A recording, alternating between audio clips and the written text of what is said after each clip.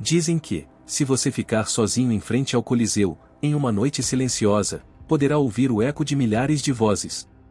Algumas gritam, outras suplicam. Todas vêm do passado. Durante séculos, foi o cenário da grandeza de um império e também de sua escuridão. Aqui se celebravam triunfos com sangue. Aplaudia-se a morte. Venerava-se o poder como se fosse um deus. E, no entanto, hoje, metade do Coliseu desapareceu. Não foi um terremoto. Não foi a passagem do tempo. Foi algo mais cruel, mais humano. Roma o destruiu. Pedra por pedra. Legalmente. Com permissão. Sem vergonha. Mas, por quê? Como pode uma civilização apagar seu próprio símbolo mais imponente? Esta é a história de um monumento que foi espetáculo, prisão, cemitério, fábrica, refúgio de bandidos e depois, milagrosamente, sagrado. Uma história de traição à memória. De mitos que se tornaram verdade. De verdades que ninguém quis contar. Hoje você vai conhecer o que quase ninguém se atreve a dizer sobre o Coliseu. Vai entender por que desapareceu a outra metade. E talvez, descubra que nós também vivemos em nossos próprios coliseus. Só que nem sempre os vemos. Fique. Porque o que está prestes a descobrir vai mudar a forma como você olha para a história. E talvez, a forma como olha para si mesmo. Era o ano 70 depois de Cristo. Roma acabava de sair de uma de suas batalhas mais sangrentas, da Guerra Judaica. O Templo de Jerusalém havia caído. As riquezas do saque eram incomensuráveis. E um homem, com uma visão política brilhante, decidiu que esse butim deveria servir para algo mais do que encher os cofres do império. Deveria erguer um monumento ao poder de Roma. Um símbolo da glória de seu povo. Esse homem era Vespasiano, e o Coliseu seria sua declaração mais ousada. O que muitos não sabem é que a construção desse anfiteatro, o maior que o mundo jamais havia visto, não começou por uma simples ideia de entretenimento. Não. O Coliseu foi, antes de tudo, um ato de propaganda. Vespasiano havia sido escolhido imperador em meio a uma Roma destruída por guerras civis. Precisava de algo mais do que um exército forte. Precisava de um símbolo de estabilidade, de restauração da ordem e, acima de tudo, um símbolo de poder absoluto. E não há nada mais potente do que usar a opulência do butim de guerra para erguer um monumento sobre as ruínas de seu predecessor. Vespasiano não apenas destruiu o Palácio Dourado de Nero, a Domus Áurea. Ele o apagou da memória do povo e o substituiu pelo Coliseu, uma estrutura destinada a durar séculos, mas que também eliminaria o rastro do imperador que antes havia se autoproclamado Deus. Cada tijolo dessa construção foi pago com sangue judeu. Literalmente. Roma extraiu o ouro, a prata, as joias e as riquezas dos templos saqueados em Jerusalém e, com esse mesmo dinheiro, o Coliseu começou a ser erguido. Mas, além dos materiais, havia algo mais importante que Vespasiano precisava. Precisava de um povo cativo. Precisava garantir que os romanos nunca esquecessem quem estava no comando. A monumentalidade do Coliseu era uma ameaça sutil, um lembrete de que Roma, mesmo tendo sido conquistada por inimigos em um passado distante, jamais se renderia. O Coliseu era Roma dizendo ao mundo: nós somos donos do tempo. Você sabia que os prisioneiros de guerra judeus não apenas foram forçados a servir como mão de obra? Alguns historiadores afirmam que eles eram obrigados a olhar, desde as próprias fundações do Coliseu, para o símbolo de sua derrota, toda vez que a arena se enchia de gladiadores, feras e condenados. Mas o que realmente marcou o início da história do Coliseu não foi apenas sua construção, e sim o evento que lhe deu vida. A inauguração. 100 dias de espetáculos. 100 dias em que 9.000 animais foram sacrificados na arena. E não apenas eles.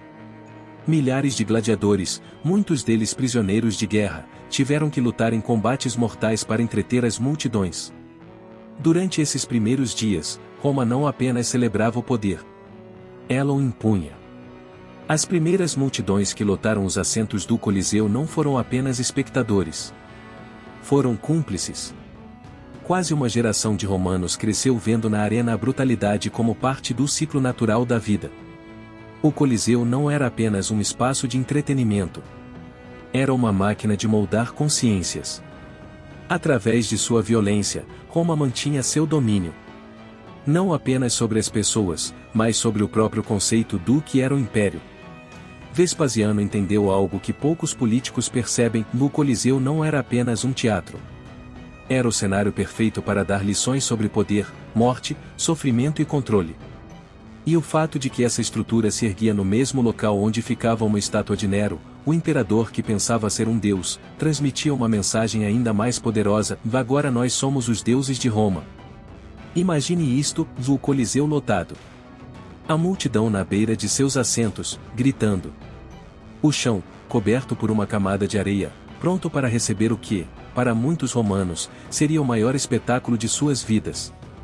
Mas este não é um espetáculo qualquer. É a gladiatura, o combate entre a vida e a morte, a carne humana contra a besta. E não eram apenas gladiadores lutando entre si. No Coliseu, tudo era possível: carnificinas de animais selvagens, caçadas organizadas e até execuções públicas. O Coliseu foi muito mais do que uma arena para combates. Foi uma máquina de gerar emoções, de criar adrenalina, de enlouquecer as multidões. Aqui, em cada luta, em cada morte, Roma não apenas mostrava seu poder militar, mas também seu poder sobre a psicologia das massas. Imagine a cena: os gladiadores, condenados a lutar até a morte, entram no Coliseu nus. Não apenas estão desarmados, também estão humilhados. Diante de milhares de olhos, a tensão cresce. Irão sobreviver ou serão devorados pelas feras? E as feras, as bestas da África, trazidas desde rinocerontes até elefantes, que saíam das armadilhas subterrâneas do hipogeu, prontas para matar. Mas isso não era apenas um espetáculo de violência física. Era um espetáculo de controle mental. A multidão não apenas via os combatentes lutar ou sentia a morte, envolvia-se emocionalmente no destino daqueles homens e animais. Cada morte não era apenas uma sentença, mas uma celebração, um ritual de poder, uma demonstração do que Roma podia fazer com aqueles que desafiavam sua grandeza. E é aqui que entram os detalhes mais arrepiantes. Os gladiadores não eram apenas prisioneiros de guerra. Alguns eram escravos, outros eram homens que lutavam por sua liberdade. Mas não importava a sua origem. Todos estavam ali para servir a um propósito: oferecer espetáculo a uma sociedade que se alimentava de sangue. Durante a inauguração do Coliseu, 9.000 animais foram sacrificados na arena, um número que parece inacreditável. Mas Roma não estava apenas matando animais. Estava transmitindo uma mensagem clara: o império tem controle absoluto sobre a vida e a morte. Os gladiadores e as bestas não eram apenas atores de um teatro violento, eram peças num tabuleiro, servindo para reafirmar a grandeza de Roma, seu poder sobre a natureza, sobre a vida humana, sobre tudo o que não pertencia ao império. Mas não eram apenas os gladiadores que lutavam entre si. Também havia as battaglie navali, batalhas navais simuladas. O Coliseu era inundado e gladiadores lutavam em barcos flutuantes. Esse tipo de espetáculo era uma das maiores façanhas de engenharia da época: encher uma arena de água para simular batalhas navais, o auge do entretenimento romano. O que fascinava os romanos não era apenas o sangue derramado, mas a escala desses eventos. Em algumas ocasiões, o Coliseu parecia uma máquina de gerar horror e fascínio em grande escala. No ano 107, o imperador Trajano organizou um festival de 123 dias para celebrar sua vitória sobre os dácios, com mais de 10.000 gladiadores e 11.000 animais. Tudo pelo prazer da multidão, que se alimentava dessas emoções primárias, desse pão e circo que manteve o povo romano distraído enquanto a cidade seguia sua marcha para o abismo. As figuras dos gladiadores tornaram-se celebridades, adoradas pelo povo. Mulheres romanas compravam frasquinhos com o suor de seus gladiadores favoritos, como objeto de desejo, pois acreditava-se que esse suor tinha propriedades mágicas, até mesmo afrodisíacas. E, de certa forma, os próprios gladiadores, embora escravos ou condenados, sentiam-se como estrelas do espetáculo. Mas, no fim, tudo isso fazia parte de um jogo muito maior. O Coliseu era um palco, mas seus espectadores não estavam ali apenas para ver sangue e morte. Estavam ali para serem dominados, para serem controlados. A violência tornava-se uma espécie de ritual coletivo que unia o povo romano sob uma única causa, seu amor pelo poder do império. O Coliseu, outrora o coração pulsante de Roma, começou a desmoronar muito antes de o império cair. Não foi apenas a força da natureza que o devastou ou foi a negligência, o abandono e, em muitos casos, um saque organizado que despojou o Coliseu de sua própria identidade. Imagine isto, já se passaram vários séculos desde que os últimos gladiadores pisaram sua arena. O Império Romano já não é o que era. Roma começa a sofrer o desgaste dos séculos. O povo, cansado da opulência e da brutalidade de seus antepassados, já não se interessa pelos velhos rituais. A arena fica vazia. E os edifícios que cercavam o Coliseu começam a ruir, como uma cidade em declínio. Mas isso não significa que o Coliseu deixou de ser útil. Ao contrário, transformou-se numa pedreira. Após os terremotos que abalaram Roma, especialmente o devastador de 217, as ruínas do Coliseu foram saqueadas legalmente, e a cidade começou a usar suas pedras como material para novas construções. Ao longo dos séculos, o mármore da fachada do Coliseu foi retirado, queimado e reutilizado para construir igrejas, palácios e hospitais. Nada se desperdiçava. Roma alimentava-se de seus próprios monumentos. Durante anos, o Coliseu transformou-se num cemitério. As famílias mais humildes de Roma começaram a enterrar seus mortos entre as ruínas, buscando descanso no que um dia foi símbolo de grandeza e poder. O império havia caído, mas as ruínas continuavam a servir de refúgio para aqueles que viviam à sombra do que um dia foi a cidade mais poderosa do mundo. Mas os saques não pararam aí. O Papa Alexandre VI, de olho no futuro e não no passado, arrendou o Coliseu como uma pedreira de materiais. As ruínas tornaram-se uma fonte constante de blocos de pedra, pedras preciosas e ferro que alimentavam o crescimento de uma Roma que já não precisava de gladiadores para entreter seu povo, mas que via apenas valor em resgatar o que restava. A falta de manutenção e o passar do tempo fizeram seu trabalho. À medida que Roma entrava na Idade Média, o Coliseu passou de monumento imponente a estrutura deteriorada, cheia de mato, vegetação invasora e túneis escuros que apenas os mais ousados se atreviam a explorar. Os séculos o haviam deixado em ruínas, e a humanidade o havia esquecido. No final do século VI, o Coliseu já era apenas uma fortaleza improvisada, ocupada pelas famílias Frangipani e Anibaldi, duas poderosas dinastias romanas que o transformaram em refúgio militar. O que um dia foi símbolo de espetáculo e sangue agora servia de abrigo para bandidos e famílias que lutavam pelo controle da cidade. No século XIV, Roma estava mergulhada na insegurança e no abandono. A Igreja, agora a maior instituição da cidade, via-se obrigada a interromper seu próprio legado de riqueza e imposição, e, em seu lugar, o Coliseu tornou-se o palco de guerreiros menos gloriosos, aqueles que lutavam não por honra, mas para sobreviver na escuridão de um mundo que já não se interessava pelo que um dia foi a Roma imperial. A história do Coliseu não termina com a queda do Império Romano. Não. Seu simbolismo vai além. No século IV, o cristianismo começou a se expandir e, com ele, uma nova forma de ver o mundo. A violência que um dia alimentou o Coliseu tornou-se um símbolo de sacrifício divino. Mas como ocorreu essa transformação? Como o mesmo lugar que testemunhou a morte de milhares de gladiadores e prisioneiros de guerra acabou sendo considerado por muitos como um lugar sagrado? A resposta está na tradição cristã que cresceu ao redor deste imponente monumento. A lenda começou a tomar forma, o Coliseu teria sido o cenário do martírio dos primeiros cristãos. E, embora não haja provas históricas que confirmem que os mártires cristãos realmente morreram ali, essa ideia foi se instalando na consciência coletiva de Roma e do mundo cristão. O Papa Bento XIV foi um dos maiores impulsionadores desse mito. Em 1749, durante o seu pontificado, proclamou que o Coliseu deveria ser considerado um lugar de sacrifício cristão, pois, segundo sua versão dos fatos, os primeiros mártires do cristianismo haviam encontrado seu fim nas areias desse monumento. Bento XIV consagrou o Coliseu à paixão de Cristo, celebrando o sangue derramado pelos mártires cristãos. Mas a verdade histórica é outra. Não há evidência sólida de que os cristãos tenham sido martirizados no Coliseu. O Circo Máximo, outro grande espaço de espetáculos em Roma, é muito mais provável como o local onde ocorreram as execuções dos primeiros cristãos. No entanto, o poder da tradição popular e o desejo de dar um sentido cristão às ruínas do Império levaram à adoção do Coliseu como símbolo do sofrimento cristão. E sendo Roma o berço do cristianismo, transformar o Coliseu em um lugar sagrado tornou-se uma forma de redimir o antigo simbolismo da violência. Roma, a cidade dos imperadores, passou a ver no Coliseu não apenas uma relíquia de seu passado brutal, mas um local onde teria sido derramado o sangue dos inocentes por amor a Cristo. Ao longo dos séculos, o Coliseu tornou-se um lugar de peregrinação religiosa. Muitos cristãos vinham rezar ali, honrar a memória dos mártires que, segundo a tradição, sofreram por sua fé.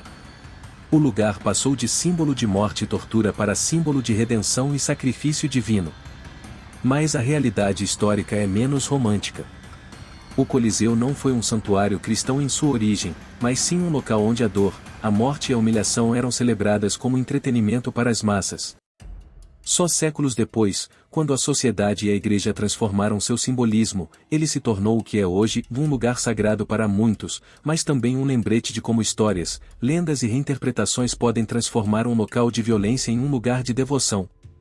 Após séculos de saques, terremotos e esquecimento, o Coliseu, esse colosso de pedra que um dia representou o poder absoluto de Roma, começou a desaparecer no horizonte da história. Roma já não era a capital do mundo, e a grandeza do Coliseu restava apenas nos relatos de antigos historiadores e na mente de turistas curiosos. Mas algo começou a mudar. Ao longo dos séculos XIX e XX, o Coliseu foi redescoberto não apenas como uma ruína, mas como símbolo de algo muito maior, um símbolo da resistência humana, de nossa capacidade de sobreviver, adaptar-nos e redimir-nos.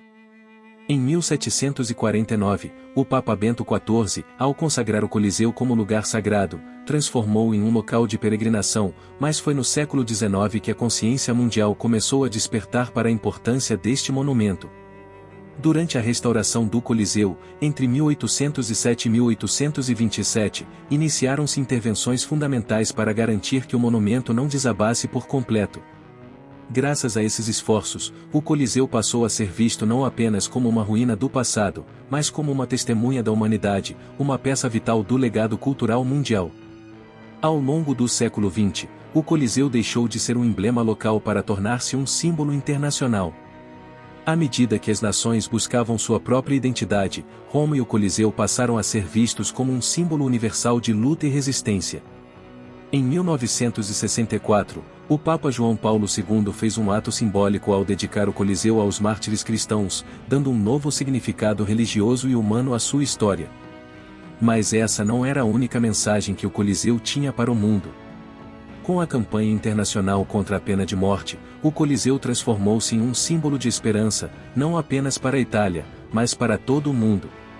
Foi iluminado de dourado em 2012 para celebrar a abolição da pena de morte em Connecticut e, desde então, cada vez que ocorre um avanço nos direitos humanos, o Coliseu brilha como um lembrete da luta pela vida e pela liberdade. Hoje, o Coliseu é um dos monumentos mais visitados do mundo, recebendo milhões de turistas todos os anos. Tornou-se uma catedral do turismo global e, embora continue sendo um lembrete da antiga brutalidade romana, também é um símbolo de nossa capacidade de aprender com os erros do passado e lutar por um futuro mais justo. O que foi uma arena de morte, hoje se transformou em um local de reflexão, aprendizado e união entre culturas. Porque, assim como Roma em seu auge, o Coliseu foi capaz de renascer. Não apenas como um sítio histórico, mas como símbolo da luta constante da humanidade pela paz, justiça e direitos humanos. A história do Coliseu é a própria história de Roma, uma civilização que cresceu do nada para alcançar a grandeza, mas que, no fim, desmoronou sob o peso de sua própria ambição, violência e esquecimento. O Coliseu, um monumento que foi testemunha da glória, do poder e da morte, tornou-se um símbolo da passagem do tempo. Hoje, olhamos para suas ruínas e nos perguntamos: o que resta de nós quando caímos? Os grandes impérios, como o Coliseu, não caem da noite para o dia. A decadência é um processo lento, e os símbolos de poder que construímos ao longo da história podem ruir de maneiras inesperadas. A questão é, do que estamos construindo hoje que, talvez amanhã, será ruína? Nessa jornada de destruição e redenção, o Coliseu sobreviveu a séculos de esquecimento, saques e restauração. E, como nós, reinventou-se. E nós? Que legados estamos deixando para trás? Serão símbolos de luta, de justiça, do que realmente importa? Ou seremos lembrados por nossa sede de poder, violência e controle? Hoje, o Coliseu é mais do que um monumento. É um lembrete. Um lembrete do que somos capazes de criar e destruir. Convida-nos a refletir sobre nossa própria história e o futuro que estamos construindo. Porque, assim como o Coliseu, todos enfrentamos a passagem do tempo, o esquecimento e a transformação. E só nós podemos decidir se nossas ruínas serão motivo de orgulho ou de advertência. Deixe-nos saber nos comentários o que você pensa sobre o Coliseu. É um símbolo do que fomos ou do que podemos ser? Que legado estamos deixando hoje? E, se esta história te surpreendeu, compartilhe este vídeo com seus amigos para que eles também descubram o poder oculto por trás das ruínas de Roma.